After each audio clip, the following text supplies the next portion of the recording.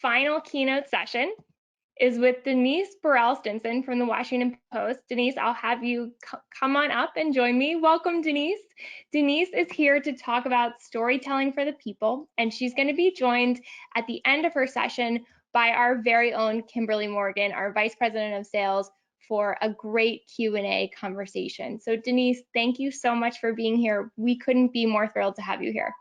I am equally, if not more, thrilled to be here. I'm just going to do a quick check and make sure hearing me and seeing me, if all that's happening right now. Good. All right. Well, then let me jump right in.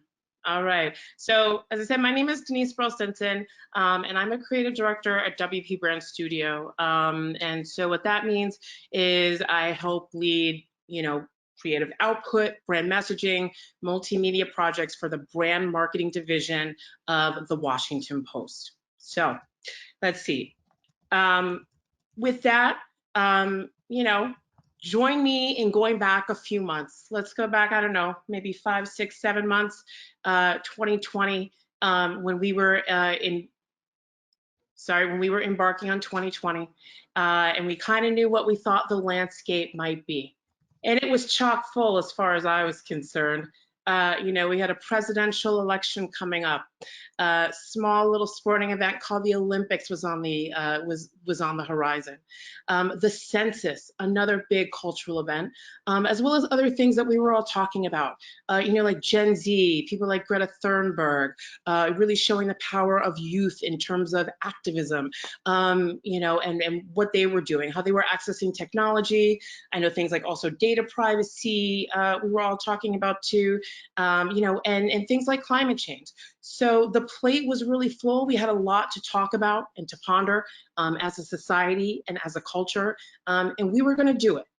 But then, as we all know, the way we started talking to each other, dealing with each other, not dealing with each other, dealing with each other at a 6 feet, at a distance of 6 feet, really, really just upended. I mean, I don't even know if they've invented a word yet that really sort of encapsulates the huge transformative moment that we just experienced, sort of as a global society. We started talking about things like vaccines, lockdown, staying at home, the way that perhaps our work lives were maybe dispersed in a way that they hadn't been before. We're all working from different places, but really at the heart of that, with all that sort of dispersal, we're staying connected and really looking for information that would help us, stay prosperous, stay productive, and most of all, stay safe. Now, I work, at a major media organization, and what we saw immediately was just an appetite for information, really a readership and consumers sort of as ravenous for information as they've ever been, and this is looking for the information that's going to keep you safe, keep you ahead of the issues, and it really help you sort of optimize your life and your family life and your work life to get through this as best you can. What we saw specifically, 95% of consumers were spending more time in in-home media consumption. So that's just people really just, doubling down and tripling down on the news and information. And specifically the way that we saw that translate into the place where I work was we hit about 139 million unique visitors to the Washington Post in March 2020. I'm gonna go ahead and say I'm pretty sure that was a record, but really just an astounding number of people engaging with the news. Now, having seen all that, as we took stock of all that was going on in the moment, the real question became, in my line of work as a marketer, what does it mean to be a responsible marketer? What does it mean to be able to reach and engage people, taking fully, into account what the moment was and still give them what they need? Now, hold that in the back of your mind for a second. What I'm going to go do now is just review, I think, a blueprint or principles, whatever you want to call it, a way that, at least in my line of work, is the brand marketing, content marketing arm of the Washington Post in the studio, the way we approach messaging, okay? We always put the reader first. Advocating for the reader. If you're not advocating for the reader and servicing the reader, you're just not doing your job. And now the readers that we do have, my outfit. These are really just, we appreciate them as some of the smartest, most thoughtful and engaged consumers of news and media out there. We respect that, and we just want to do right by them every day. We have a very strong identity as sort of accountability storytellers. We like our stories and our narratives to be as much about education and entertainment as they are about purpose and serving a mission to kind of, do some good in the world where we can. Our approach is one that is always thoughtful and analytical and based on accuracy and facts and real research and digging for the truth. And that's a key part of it. But so is telling all of that and getting all that information through the very powerful lens of deep human experience. So the head and the heart really for us is just the magic combination. And then also insights. We have a very active insights team at the Post that is constantly in conversation with our readers, constantly monitoring the topics that they want to know about, how they engage with information, and then their reader behaviors, their audience behaviors when they are engaging with that. So really understanding, again, at all times sort of what they want to know and how they want to engage and really what's going to reach them. When our light bulb goes off and those great ideas come, we always want to be able to say to people that we're working with, it isn't just a good idea pulled out of thin air. It's really something that always ladders up to what we know our audience wants. So those are our principles. But, the equation that the math that we had to start doing, a couple months ago is how do you take these principles, this blueprint, that's sort of our daily bread, the way we approach, create messaging, but how do you also tie it to that moment? When people, again, very hungry for information, really in a moment when there are so many unknowns. So the first thing we did is say, you know what? Let's lean into trust rather than transaction. We are marketers, and as marketers, we know that there's a time and a place for the hard sell. That moment is not right now. So, once we really started to dig in, kind of embrace what was going on, we said, let's lean off of the hard sell and really go into creating stories and content that can really help. One of the best parts of my job is being able to work with a really just strong, vibrant, thoughtful network of client partners, really some of the strongest brands out there in the business. Many of them had decided as soon as this crisis got started that they were going to allocate their resources and their people and their brand and their expertise to doing something meaningful. And we said, why don't we come up with a pro bono directory, something that instantly connects people to resources, that connects readers to help. It does not have to be, difficult to navigate. It's a clean design, a very straightforward approach, meant for convenience, meant to be concise. And this was a pro bono effort that we've seen really resonate. And what we've seen just in terms of the numbers is this global directory, we've been able to onboard 35 brands so far into this format, and we've had well over 300,000 page views. So again, just the network of collaborators, brand collaborators that we were able to bring in, and then the amount of people that just gravitated towards this information helped us know that we were on a good path with this.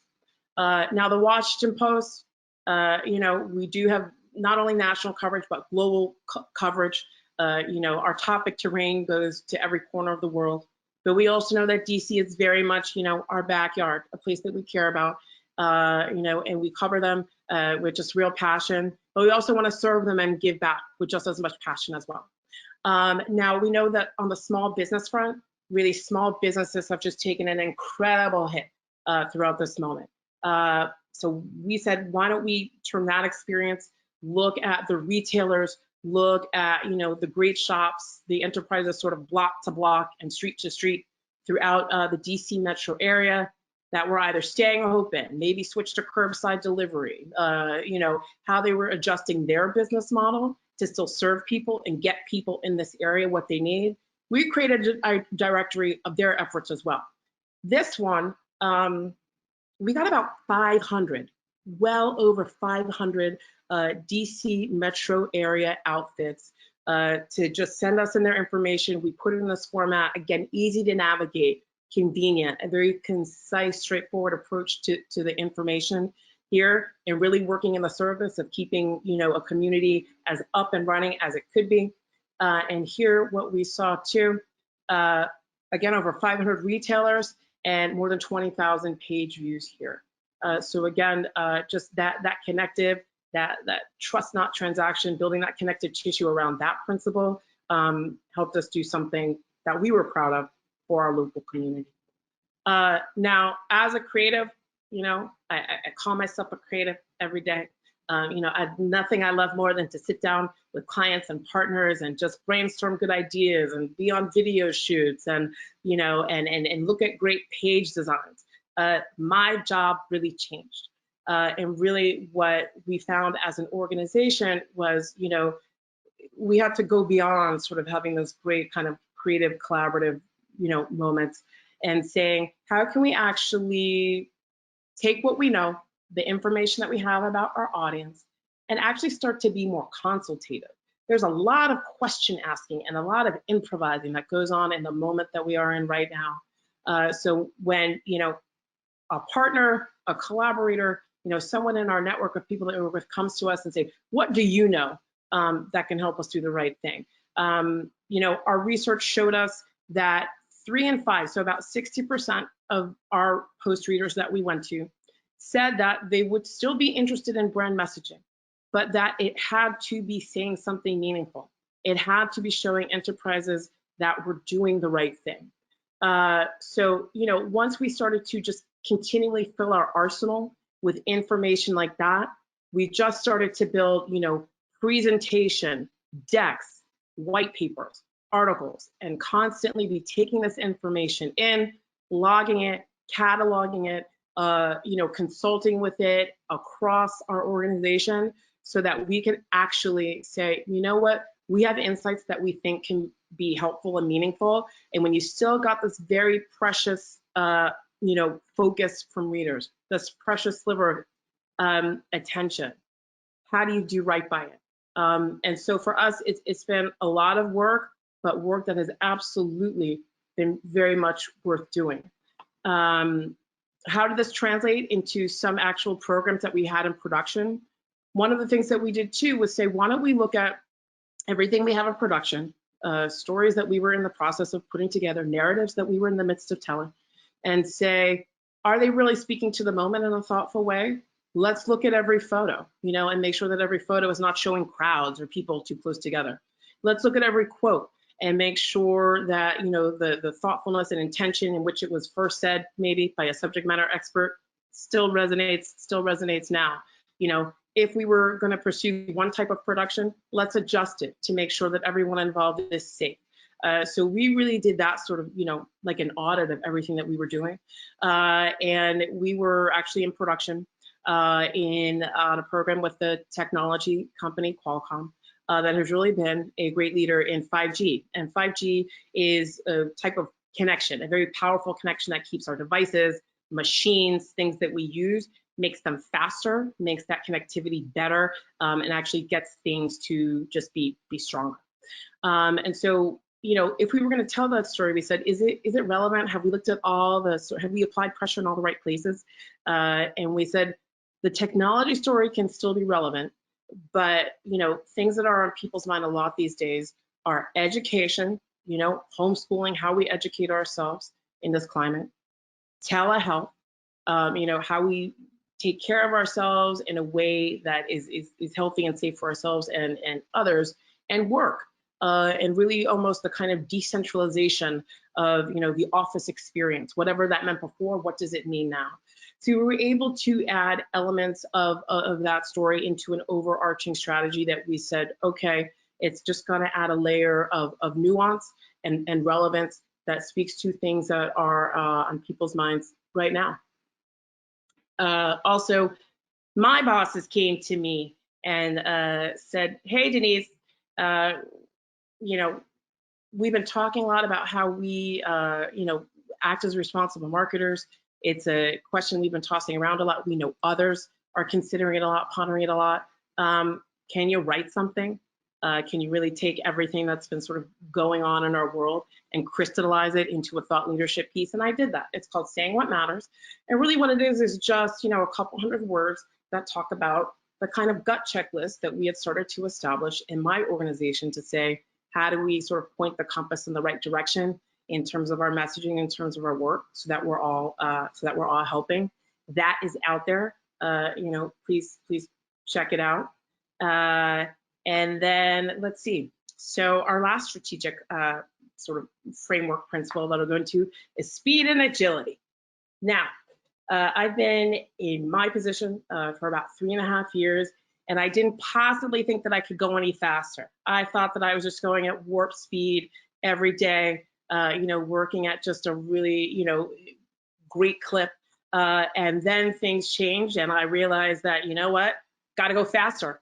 And really just the pace of information, the way information is changing these days, the way that people need to be served with the latest and the most accurate in a cycle, in an information cycle that changes not only from week to week, but day to day, and sometimes hour for hour. We embarked on a partnership with an outfit called the Ad Council. They're a nonprofit that specializes in research and data-driven, collecting data-driven information. And they embarked on a project where every week for a month, they conducted a survey to measure consumer sentiment in the time of COVID-19.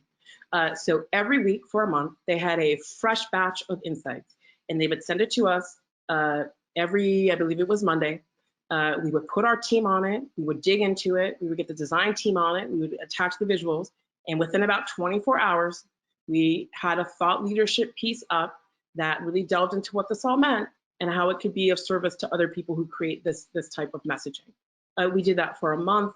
We went really fast, really helped us as a content marketing division lean a little bit more into the newsroom type of content creation that goes very fast, but still has depth and still has meaning. We did that for a month.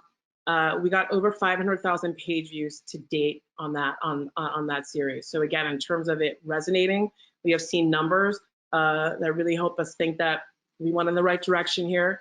And then in terms of time spent, against our standard benchmarks, we saw a 10% increase. It was 10% above what we usually see.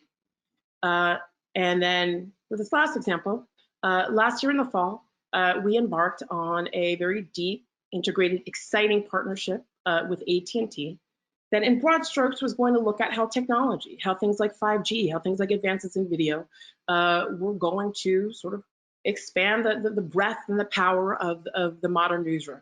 And what a great year it was going to be to do that. We'd be covering things like the election.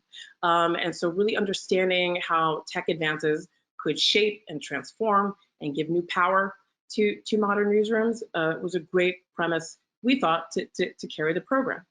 But as things changed, we realized that, if we wanted to really be a part of this moment and again, serve our readers, how can we add, a part of the overall content strategy and a layer of nuance that spoke directly to this moment? Now, this piece here had not originally been a part of our content strategy, but as we talked and collaborated, said, this one is worth telling. We talked to, some great leaders in news creation and content creation, got their input, got our design team into this, very vibrant page design, and we're able to, on a very expedited timeline, bring a fresh perspective and a new angle onto the story and really say, in instances we're creating the news, some of the newsmakers may have been used to collaborating a certain way, whether it was, shoulder to shoulder in an editing room, or perhaps in a meeting, how that was morphing and changing, and how technology could help foster a similar or perhaps even greater sense of collaboration when it was so needed right now. And finally, for Purina, we had been in a partnership with them that also started earlier this year. And they are the pet food manufacturer. And now one very interesting angle of this moment is looking at, when we're all indoors more, perhaps, on lockdown, adhering to stay-at-home orders, what does that mean for the pet experience? What does that mean for people that have, really energetic, domesticated animals that mean a lot for them, and how do you keep, when your family also includes the animal, how do you all stay sane? So we were able to, they gave us this piece and we distributed this piece for them. 10 tips for keeping dogs and cats happy indoors. Again, a very interesting angle that really speaks to a topic that so many people were dealing with. And we absolutely saw just incredible, just astronomical numbers here, and really spoke to a need that people had, a question that they had, and just acknowledging that the pet experience and the pet parent experience, was a really meaningful aspect of this conversation. And again, very quick turn. We got that out on an expedited timeline, and was something that at the right moment when people really needed it. So I've just reviewed some case studies, some things that we have done, are doing, have recently done. But what does that all mean? It means, as people who specialize in messaging and creative media messaging, it comes down to how we help. That's really going to be the sort of checklist, the gut check, that, when we're assessing what we do and how we can help, it comes down to how we help. How might that look in the coming weeks, in the coming months? What topic areas may come more into play? Personally, think small business, and really looking at small businesses, one of the major economic engines of our nation, that really foster an entrepreneurial spirit, that employ many, many people, and that really, create an opportunity for prosperity for so many. How do we sort of chart the recovery and the revival of small business in America? Mental health. We're living and working and dealing with each other as human beings in ways that maybe don't feel so familiar. And what has that meant to just, the feeling perspective, the mental health perspective? That may be something that we drill into more, as that's a conversation that we want to destigmatize and have, and offer people hope where we can. Of course, diversity, equity, and inclusion. And how do we make sure that in any message that we create, that all voices are represented in a respectful and helpful and meaningful way? I don't believe that anyone who deals in any type of creative media messaging can turn their back on this element of this and call themselves a responsible marketer. And then, of course, community. Now, when I first started making this deck, I had something here called the fan experience. And then I thought, you know what, it's not really about the fan experience, but I thought about things like sports.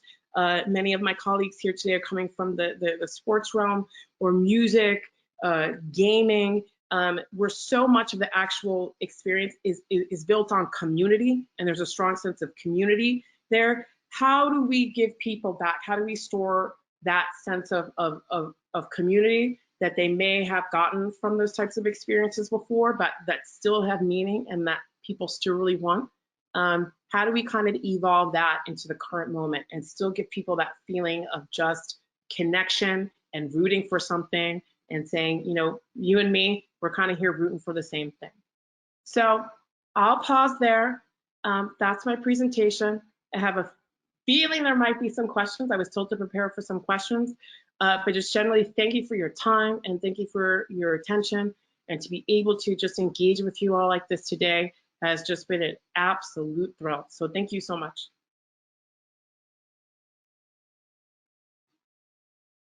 That was great, Denise. We're going to have Kim come on up for a quick Q&A. Hi, Kim. I'll let you take it away.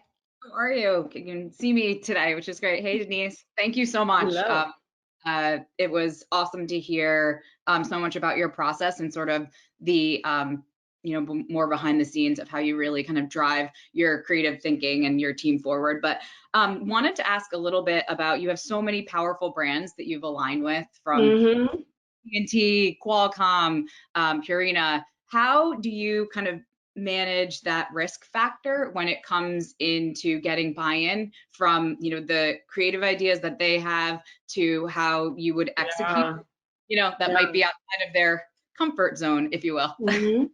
I think, and I'll say sometimes it's almost surprised me, is that when we embark on these partnerships and these collaborative partnerships, how much our partners say, you are WP Brand Studio, you are the post, your audience.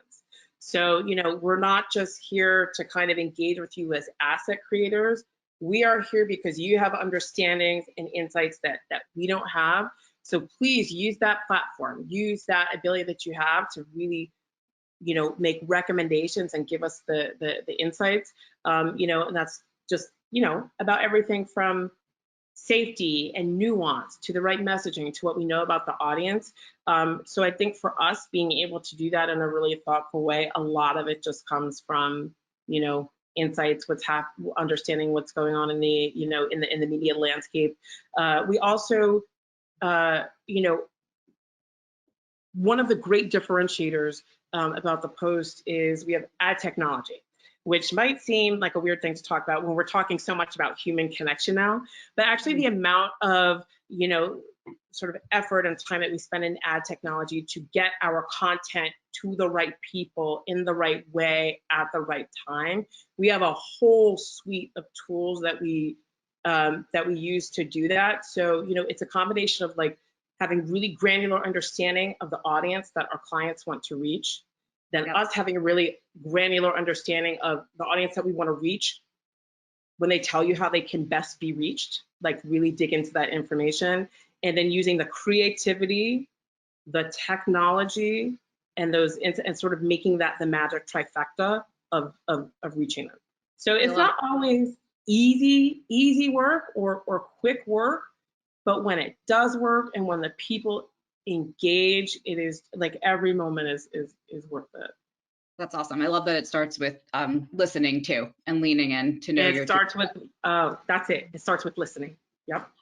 So you talked a lot about the different kind of mantras and areas that you and your team lean into. I'd love to hear your perspective about your thoughts on what it means to be purpose driven, you know, for your team, for your clients. You know, again, you just said the work that you do, it's not always easy work, but it's the meaning. So I'd love for you to share a little bit more on that. I think one word that I maybe didn't say enough that I actually sometimes say almost too much in other presentations is talking about authenticity. So I think, you know, we love to be mission aligned, but we're working with partners that are just as much into accountability storytelling as we are. When that mission alignment is there, it really works. But we want it to be grounded in something authentic so that it's not just, you know, purpose driven as something you see on, you know, on an about page for a company. You know, it's almost like a cliche, but like who's really walking the walk, you know, and who's really doing it. So we really like to, and I think that our storytelling approach really does emphasize authenticity. So when you sort of see us coming your way and we're like starting to ask those questions and starting to build narrative, there are really going to be some questions that really naturally dig into what's really happening and what are you really doing and what are you really accomplishing in the purpose driven space.